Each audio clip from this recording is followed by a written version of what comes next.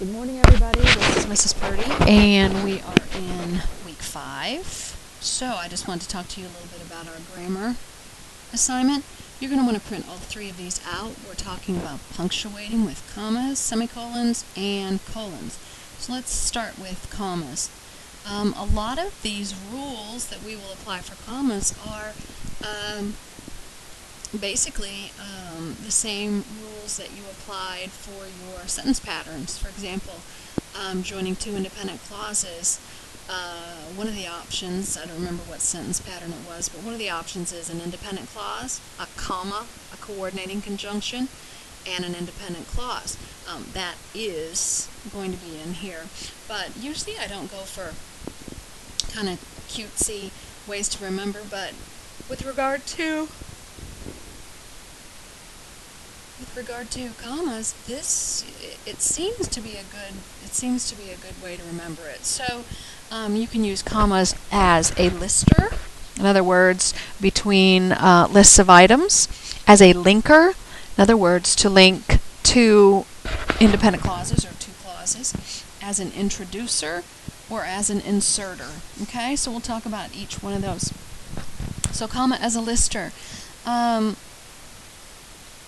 Basically, all you really need to know is that commas, you need to use commas between items in a series. These items can be words, phrases, or clauses. Alright, so, comma between words in a list. Her bedroom was decorated in shades of blue, comma, green, comma, and gold. Now, there's been some discussion as to whether you should use a comma before the conjunction. And it has been agreed as of late, who knows, it could change, MLA changes things all the time, but it could change. I don't think so. Here's why. Shades of blue, comma. Blue is a distinct separate color. Shades of green, comma. This indicates that green is a separate entity, comma, and gold. These all 3, when there's commas in between each of these 3 elements, it signifies that those are individual elements.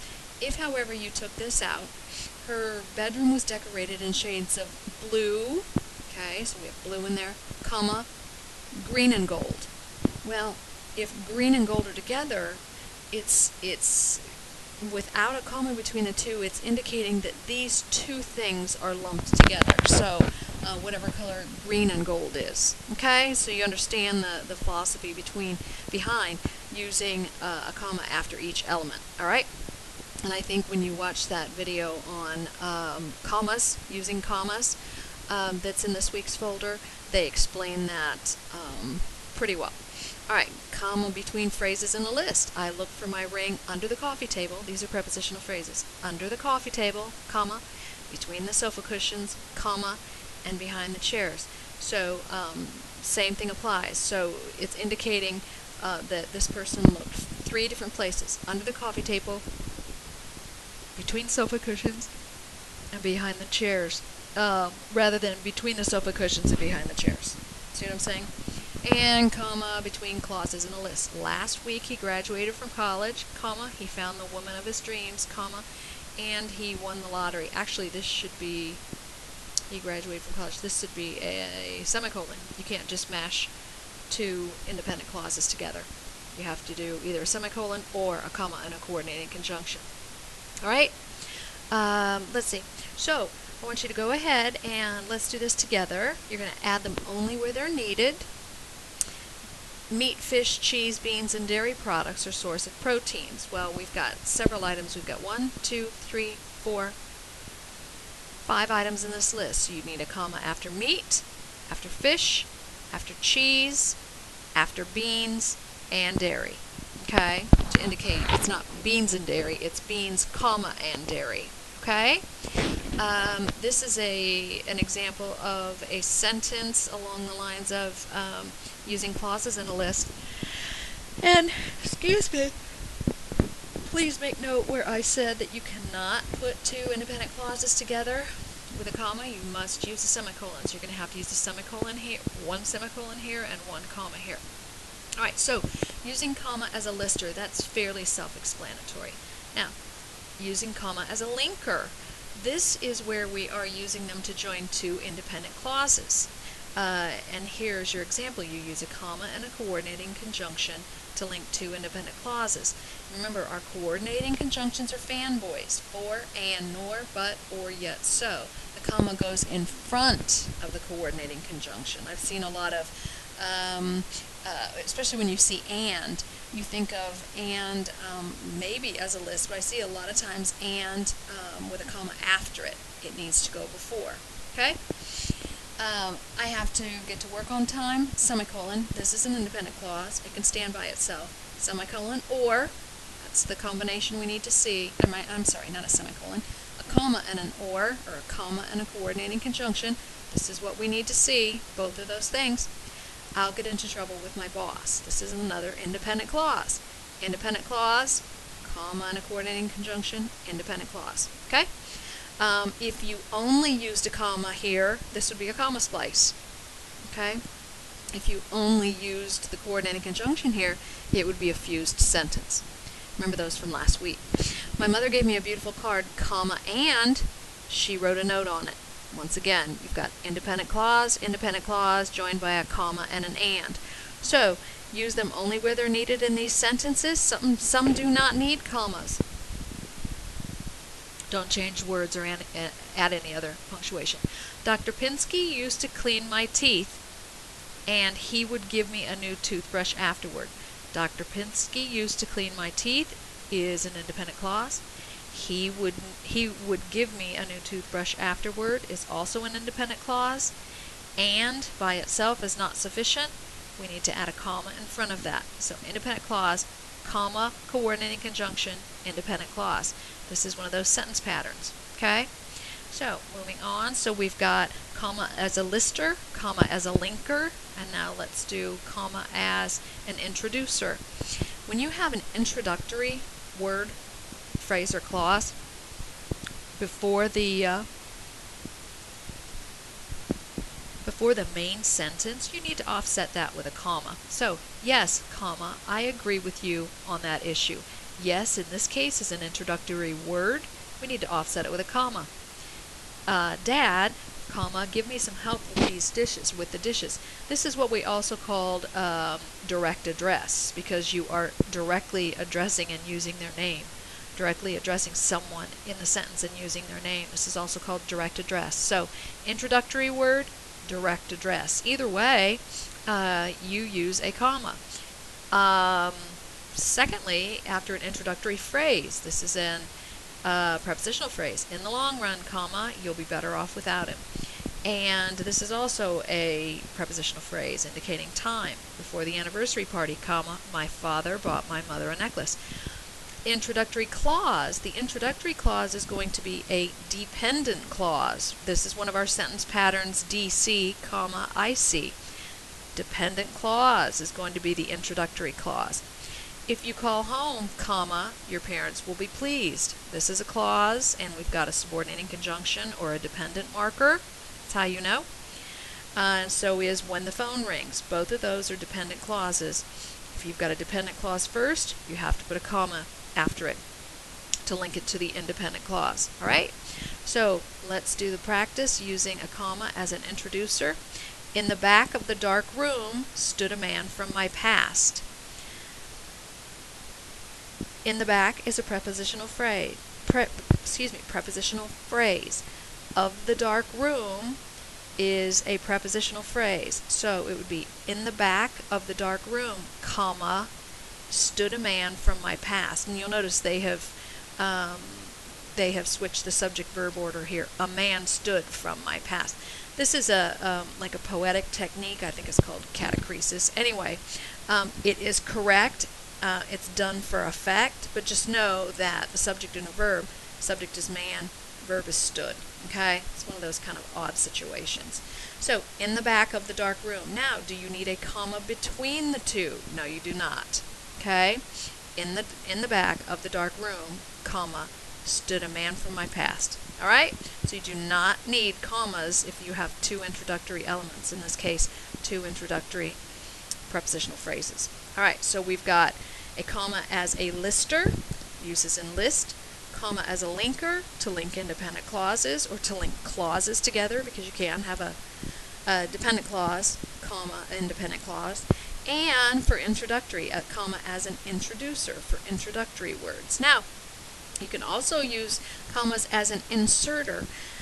When we have an unnecessary item inserted in a sentence, we will surround it with commas. And this is, here are some examples. The game, comma, unfortunately, comma, was rained out. We do not need the word unfortunately in this sentence. We still get the idea with just the game was rained out. This is what we call an aside. Whatever it's called, it's not necessary for the meaning of the sentence, so we put it in commas, okay? Same with the second sentence. My test score, comma, believe it or not, comma, was the highest in the class. We do not need believe it or not to understand that my test score was the highest in the class. These are called not only are they called unnecessary, but they're called non-essential or unessential items. Okay? Potato chips, my favorite snack food, are better tasting when they're fresh. You don't need to know that it's your favorite nobody needs to know that it's your favorite snack food to know that they're better tasting when they're fresh. And James, caught in the middle of the argument, tried to keep the peace. The essence of now some would say, well, I'm not sure whether that is necessary or unnecessary. Sometimes it is, if you think it's necessary, you'd probably want to make this a verb. So James was caught in the middle of the argument and tried to keep the peace. In this case, since there is no verb, it's just kind of a verbal hanging out there. It's not necessary, so it's offset with commas. Okay, so that means you can get rid of it without changing the meaning of the sentence. So the rule is for comma as an inserter. If you do not need the material in a sentence, put commas around the material. If you need the material, do not put the commas around the material. For example, consider this sentence. The girl who called me was selling magazine subscriptions. Do you need the words who called me? And by the way, y'all, you will frequently find dependent clauses starting with relative pronouns, who, what, which, where, or whom. And remember, those are dependent clauses starting with relative pronouns, who, what, where, or whom, or which, sometimes as well. And those are on the back of that sentence pattern sheet. They're called relative pronouns, and they are also the first words in dependent clauses. However, they can also be the subject of the dependent clause. For example, who is the subject here? Called is the verb. So this is a dependent clause, and it's describing the girl. All right? Now, so getting back to the sentence, do you need the words who called me to understand the meaning of the sentence? To answer that question, write the sentence without the words. The girl was selling magazine subscriptions. Read the shorter sentence and ask which girl. The words who called me are essential to the sentence. Therefore, you do not put commas around them.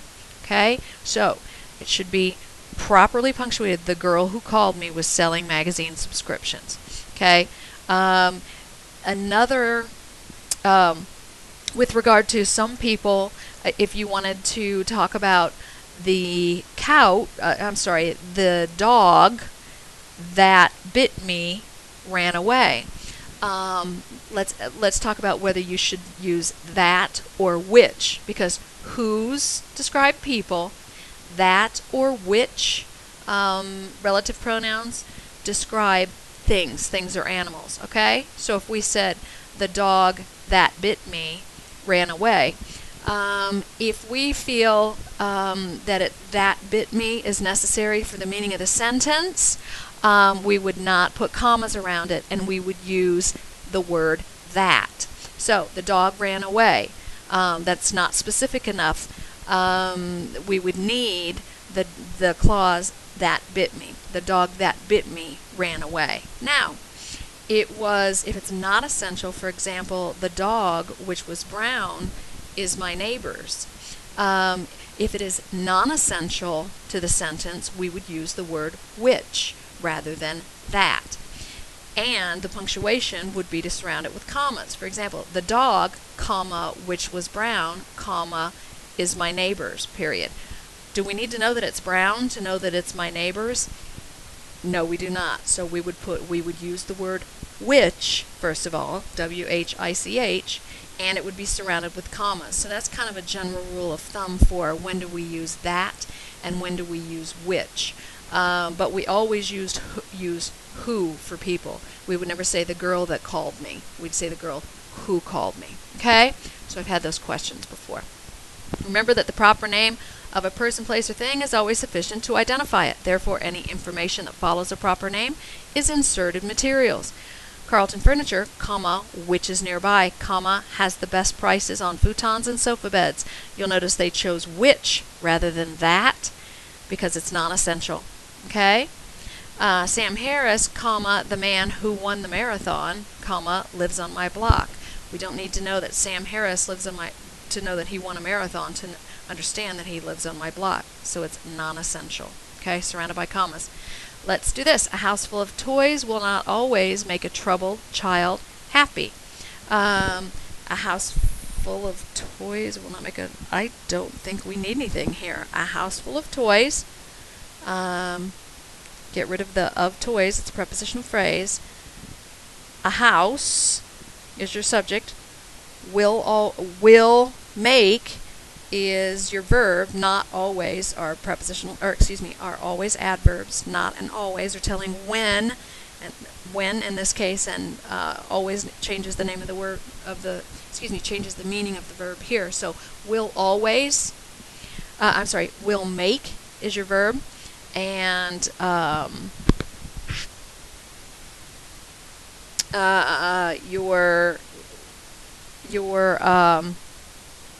trying to think, your direct object is child. So I don't think we need one here. There's no non-essential information.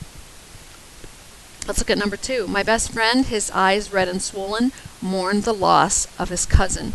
So the subject is friend. Your friend mourned. What did he or she mourn? The loss. Okay, that's your direct object. So my best friend mourned the loss of his cousin. Is it necessary to know that his eyes were red and swollen to know or to understand that he mourned the loss of his cousin? I don't think so. So we would surround his eyes red and swollen with commas. Okay? So I believe all the information is essential in number 1. And number 2, you could surround his eyes red and swollen because it's non-essential information. All right? So go ahead and work on that. And then we will move on to semicolons. But just remember that commas can be used as listers, linkers, introducers, or inserters. And that's kind of a good way to remember that. So let's go back to punctuating with semicolons. Remember with our, really there's only one way that we need to know about semicolons, and that is to join 2 independent clauses. That is one of our sentence patterns. Independent clause, semicolon, independent clause. And here's an example. Michael loved his old Camaro, semicolon, he worked on it every weekend. Remember, a comma is not sufficient here. That would be a comma splice. Okay? You need a semicolon. The situation was hopeless, semicolon, I couldn't do anything. Now, if you also have a conjunctive adverb, which we call on that handout for sentence patterns, we call transition words. It's a transition. The technical term is a conjunctive adverb, like therefore, consequently. So here's, if you use those, you use a semicolon before them and a comma after. You need both. Semicolon, transition, comma. And that is another sentence pattern. So it's independent clause, semicolon, transition, comma, independent clause. All right? He was fluent in Spanish, semicolon, consequently, comma, he was the perfect companion for our trip to Venezuela. Now, another example, I called the hotline for 20 minutes, semicolon, then, you also need, I'm sorry, apparently you only need a comma if the conjunctive adverb is more than 1 syllable long. Then is not more than 1 syllable long, so you do not need it. Did not know that. Good to know. All right, so we talked about using commas as linkers. So we're going back to using a comma to link independent clause, comma, coordinating conjunction, independent clause. That's back to commas. And here is one that you will rarely use. It is to separate items on a list that contains commas. And the only time I can think that you would use this are in these two situations. If you had city and state, you must separate the city and the state by a comma. And so if you had Rochester, comma, New York, comma, Pittsburgh, comma, Pennsylvania, comma, it would read as a list of, it would read as each individual component as a separate item. And that's not what we want. We want, in this case, clearly to link Rochester and New York together. So we want city and state together. And so, instead of putting commas between all the elements, because there's already a comma, we would put a semicolon. All right? And we don't do that very often, so this is not a very common use of this. Same if we have a name, a proper noun, with their title after it. For example, Althea, Bethel, or Bethel, comma, president.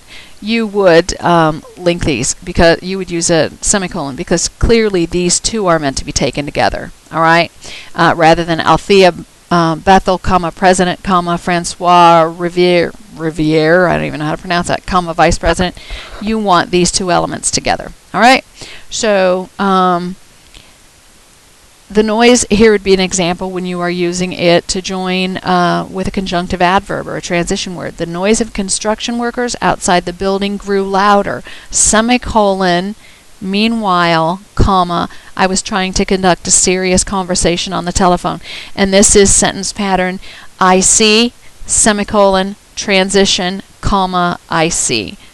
Independent clause, semicolon, transition, which is also known as a conjunctive adverb, comma, I see. All right? And that's all we need to know about semicolons. Colons, the third the third punctuation mark we are talking about.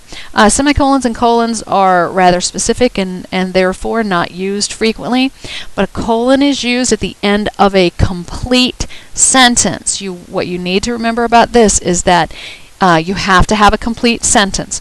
So here's an example, and it's when you're introducing a list. When I went grocery shopping, comma, this is a dependent clause, so we've got DC, comma, IC. When I went grocery shopping, comma, I picked up a few things. This is an independent clause and it's a complete sentence. Colon, milk, eggs, and coffee. Okay? In this case, it introduces an explanation. The room was a mess. This is a complete sentence. Colon, dirty clothes were piled on the chairs, wet towels were thrown on the floor, and an empty pizza box was tossed in the closet. Okay, so remember it came after a complete sentence. I'll let you look over those examples. Some people use a colon every time they put a list in a sentence, but it's not a good rule to follow. Remember, use it only when it comes after a complete sentence. Okay, so not when I go to the beach, I always bring, colon, suntan lotion, big towel, and a cooler. You could say, I always bring these 3 things, colon, suntan lotion. All right? Or in this case, I always bring my supplies. You have to complete the thought. All right. So, also, a colon can be used for what we call block quotations. If they are longer than 2 sentences. If they are 3 or more sentences, you do not put them in punctuation, and I'll show you how to do a block quotation later, but colons can be used to introduce block quotations. Here's an example. On December 8th, 1941, the day after the Japanese attacked Pearl Harbor, President Franklin Delano Roosevelt summed up the situation, colon, and then here is a block quote. Actually, note that what comes after the colon explains what came before it. Okay.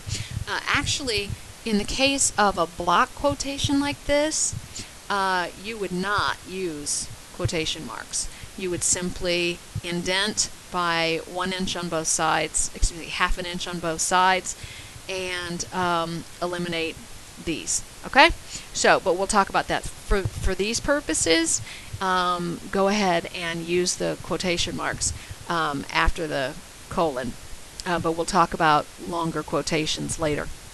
So, for example, when you go to the cabin for the weekend, be sure to fill your car with groceries, extra blankets, insect repellent, books, binoculars, and fishing gear. Well, where's the list? Let's look at where there's a list, and if we have a complete sentence before it, and therefore need a colon. So here's your dependent clause. When you go to the cabin for the weekend, here's your independent clause. Be sure to, and here's where your list starts. Fill your car with groceries, extra blankets, insect repellent, books, binoculars, and fishing gear. You do not have a complete sentence in front of this. You just have be sure.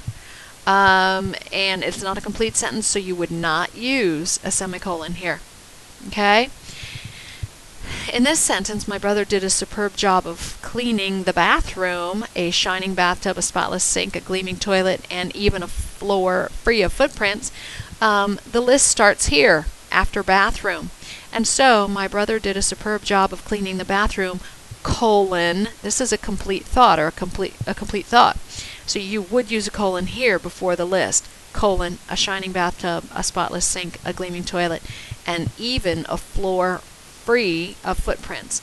So go ahead and practice on colons. Have those for class on Wednesday, and we will review that, or I will post, if you're a hybrid class, I'll post the video.